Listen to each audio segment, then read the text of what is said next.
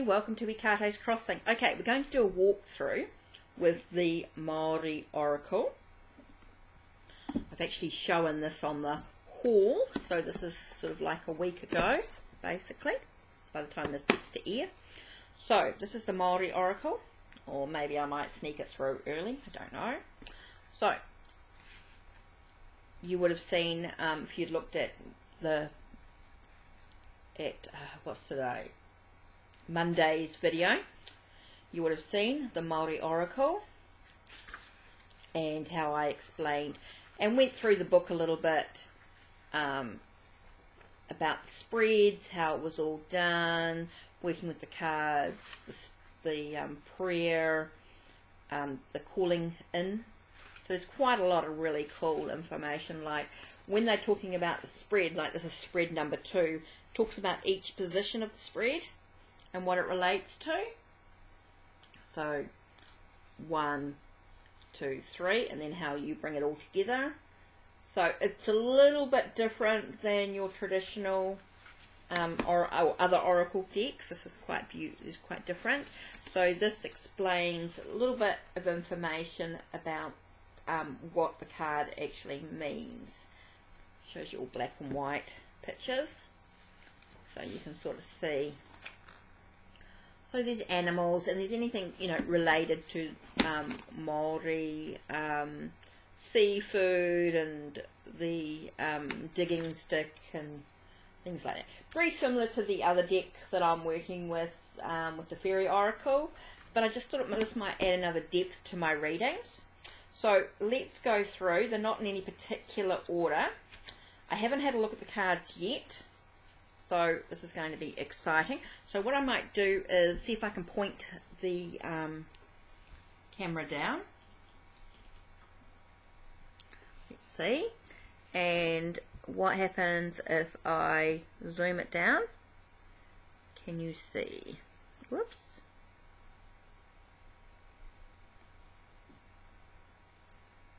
Okay, so I'm hoping that's okay for you to sort of see. So I can just sort of, I'm not going to try and pronounce them. My Maori is terrible, so I'm not going to try and pronounce all these yet until I've really had a good look through them. So this is the comb that they put in their hair. You'll see different weapons that they use for different things, or different tools that they use as well. You'll see some animals, some birds, different things. So I'll go through once I start learning a little bit more about them. I'll explain it to you. This is their cloak, the feathered cloak that they have. So different plants. This is the kawa. Now this is beautiful. This kawa is a very good healing tonic, and it's very it helps you sleep and rest. It's very restful. So now in New Zealand, when we take the plants, it's very important that you give thanks, you ask permission, and you don't take like the whole tree or the whole lot. You you just take what you need. Very important. Take what's valuable, what you need at this time. There's the kia. There's our little bugs, little beetles. I feel like this is not quite in the right spot. My diary was in the wrong place. There we go.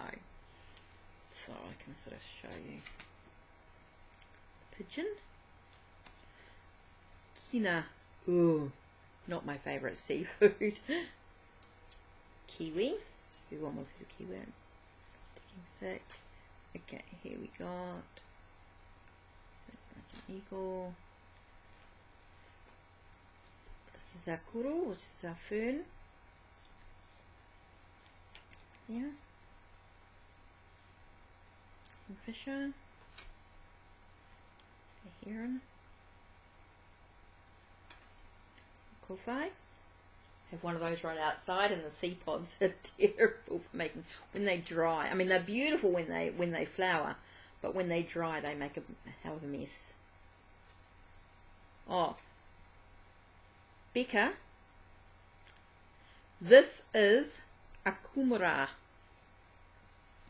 I'm just going to show you what a kumara is. Whoops. Okay, that's kumara. Kumara. Okay, so you know, kumara. Okay. This is manuka, which is like the honey, from the honey. Hook. Maori. M-A-U-R-I, that's part of the spread. Meri, which is like a tool, or like a weapon. Okay. Oh, that's the caterpillar. There's our spiders. Ooh. Our whale's tail. Oh, they used a name for that one. Okay. Here's our crab. And here's our pawa, or abalone. For those that are in America or in the States, abalone. We call them pawa. And tail.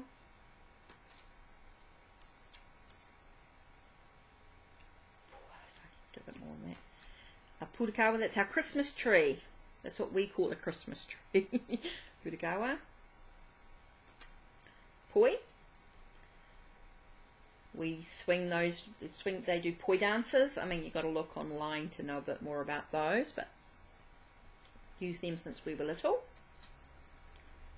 We all learn to use them.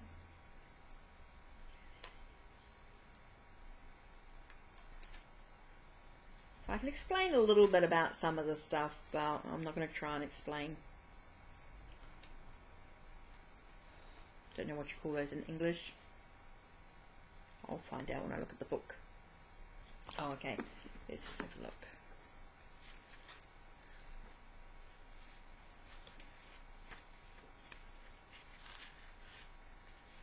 Oh, okay. Bush cat's tail. That's it. Bulrush. A great treasure in a simple thing. Look closer. That's interesting. Woman. The owl. There's a taniwha. It's our guardian spirit.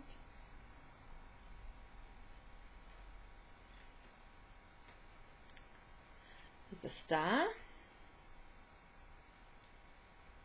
Oh, I'm not very good doing that, isn't it? Oops. Upside down. Some of these are going to be upside down because I did them for the.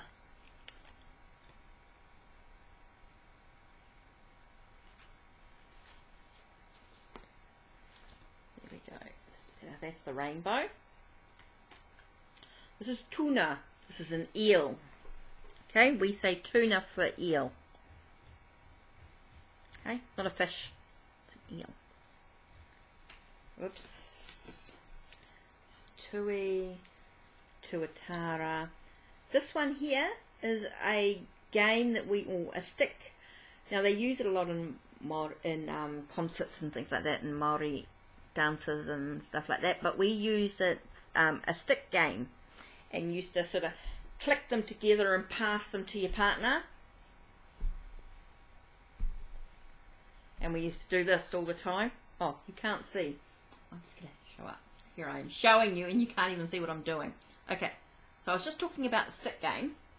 What we used to do, oops, where am I? We used to click them together and pass them to our partner. And used to, you know, and then there used to be,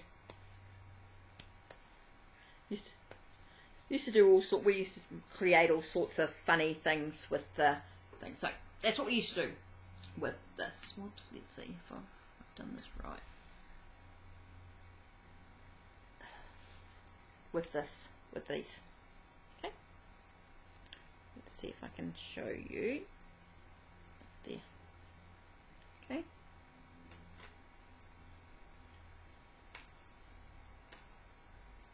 Totra. And the last one. So that's the back of the cards, as you can see. and that's the front. So there we go, the Maori Oracle. So let's do a reading with it, and I'm going to have to use the book because I've got no idea. Now, I know some of you riffle shuffle and things like that, and I'm not that good at that, but let's see. They're not too, are they wide? Yeah, they're quite wide. Let's see. Now, I'm not that great. They're not that flexible, so I am actually struggling. Oops. No, I'm not going to be able to do them that way. I'm going to do the corner way.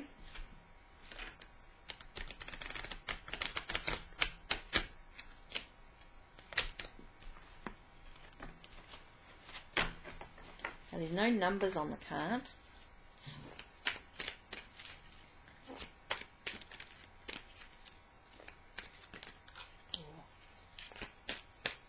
Feel them jumping. There it is. Oh, whoa, cards just fell off the thing. Okay, we got this one here. We got the star. So let's read that.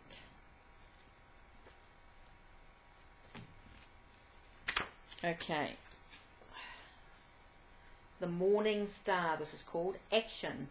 The time for action is now. When a new building is blessed or a ceremony is opened, it always done with the blessing of the morning star. It has been this way for 1,000 years. It is a star for active beginnings. In the old days, the appearance of the star, or T-A-W-E-R-A,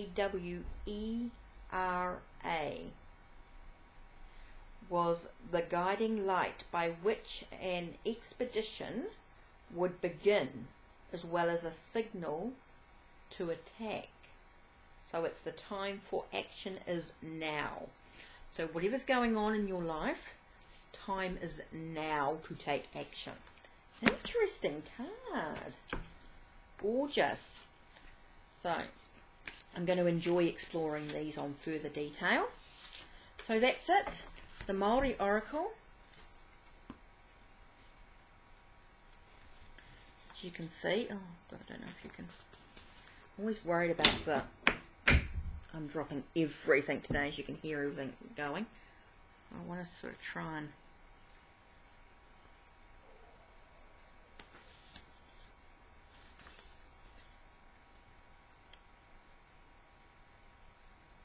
okay, what I might do is see if I can pull it out a bit. Ah, how's that? Oh, that's better. I want to sort of show you. See, it's got a contents, which is really good.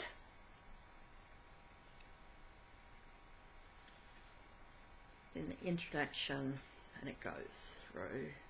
It's about Maori spirituality, pronunciations, handy. About the cards themselves, on working with the ancestors, with your ancestors, okay? It's about working with your own ancestors and connecting through, reading with the cards, and then it starts some sample readings, okay?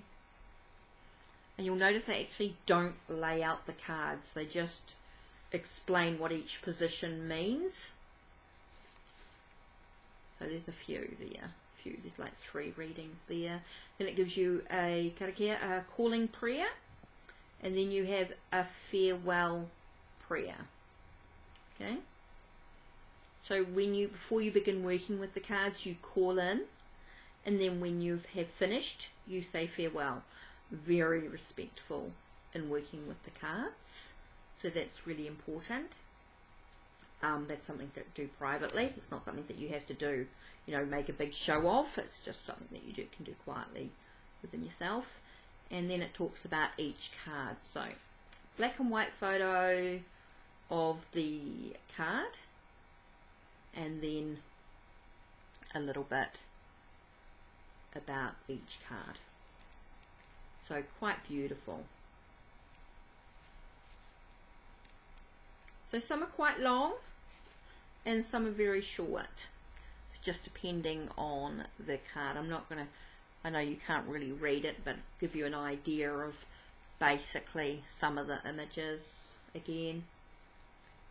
And I'll explain a little bit more. Like the kina is what we call a sea egg, okay, spring sea egg, and it means everything has its time and place.